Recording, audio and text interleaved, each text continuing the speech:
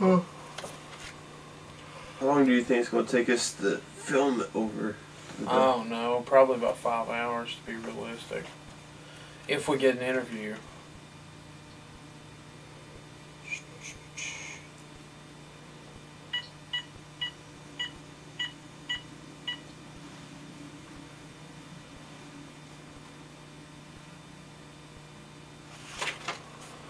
Hi, my name is Jeff Cantrell, and I had a interview this morning. Okay, well, when do you think she'll be back in? Really? Yeah, Jeff Cantrell, Cantrell, 780-9602. Okay, well, thank you. What? Dude.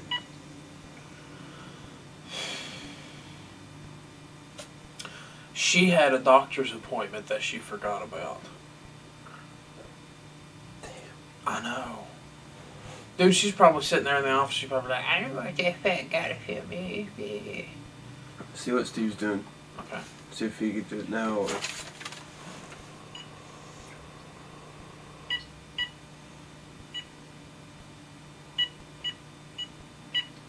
Listen, you know how I had to do that documentary today? Well, she canceled on me. Yeah. And so, I was wanting to know if you'd be cool with letting me do a documentary on you. When are you going to be available? Okay. Well, I'll meet you at 6. Alright, thanks. Bye.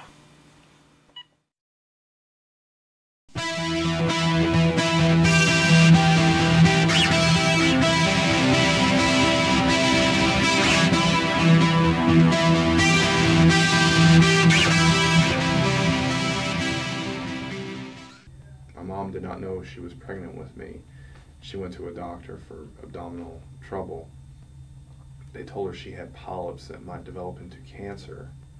So they were getting ready to give the go-ahead to let my mother have a hysterectomy. My father, on a whim, told her to wait. Later, he went to this gathering for like some televangelist, prophet, healer kind of Christian guy. He saw his hand come up and he pointed in her direction and described what she was wearing. Don't worry about it, Jesus will take care of it. Well, a couple weeks after this, she went back to the hospital to get a checkup again with the polyp thing, and she found out she was 4 months pregnant with me. So, also, while I was being born, she says that she saw it all happen even though she was knocked out with a general anesthetic. New Jersey, I miss it. We lived in Elizabeth, an apartment in the bad part of town in Elizabeth, New Jersey, the second largest city in Elizabeth. 15 minutes away from New York City. You actually see, if you watch The Sopranos, you see the exit signs for it when Tony Soprano's driving on the Garden State Parkway.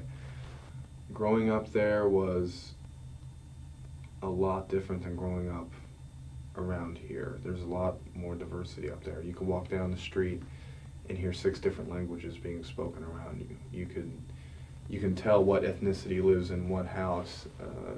We actually lived across the street from a crack house. It had been gutted by fires 3 times while I was there. It had been raided by the police countless times. I saw a person get shot in front of it. I don't know if the person lived or not. He got shot twice.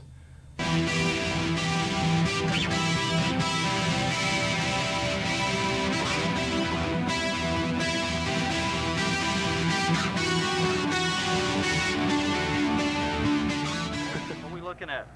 This is a Pontiac of some sort. It is a car, very nice, and a lucky senior that stayed all night at the prom project will put their name in a drawing, and they'll pick it out during graduation sometime, and that person gets to drive it home, and I hope it's me.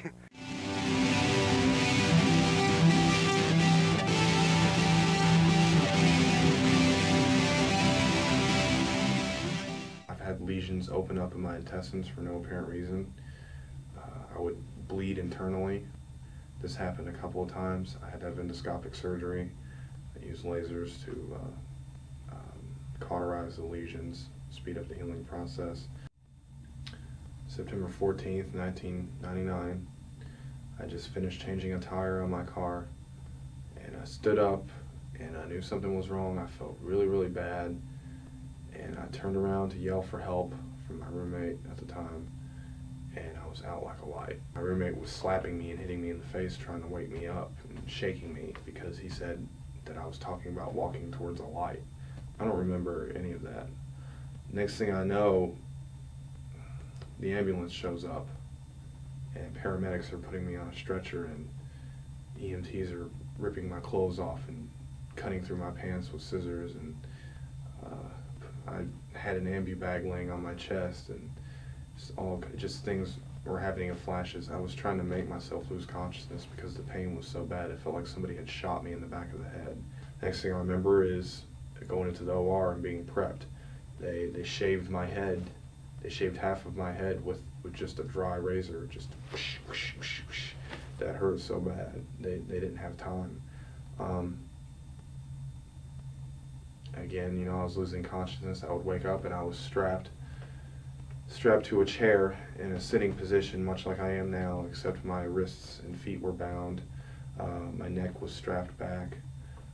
I would lose consciousness again. I had no idea what was going on. Nobody told me anything. I wake up again and I see a piece of my forehead hanging down over my eye. I hear a drill. I feel a drill going through my skull.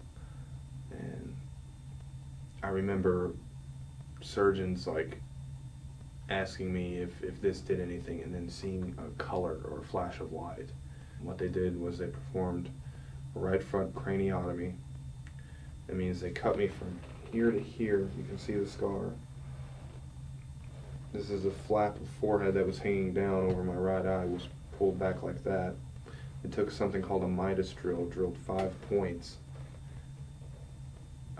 And took a section, they connected the dots with a saw, a bone saw, and then took out that section of my skull. They have a piece of titanium the size of a paperclip inside my brain.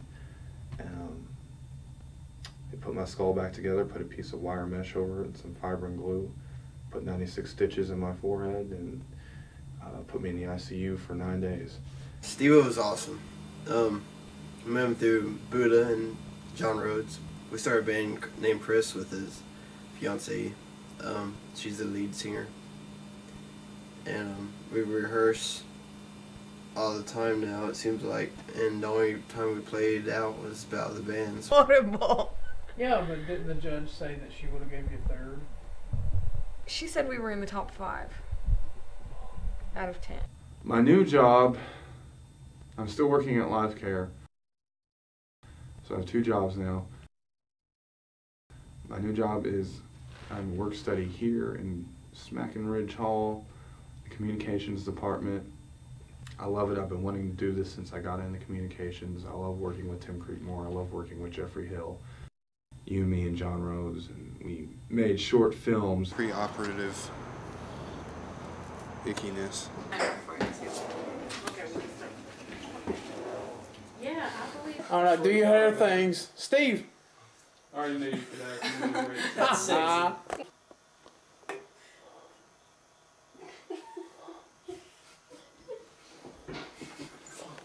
I hate you. This is 2 pieces. Oh God! What's wrong with my face? Oh! Oh! Oh, sick. Look at all that on the floor. Oh! What's your fondest memory of Steve? Even though I wasn't there, Steve Bleeds for More hit. That time that we went to Smoky, what was it called? Smoky Valley? Smoky Valley, and he ate the bacon on someone else's plate. That had left. That made my day. It was so funny. Speaking of last words, my favorite one is the guy who said, "Well, the instructions said pull the pin and throw."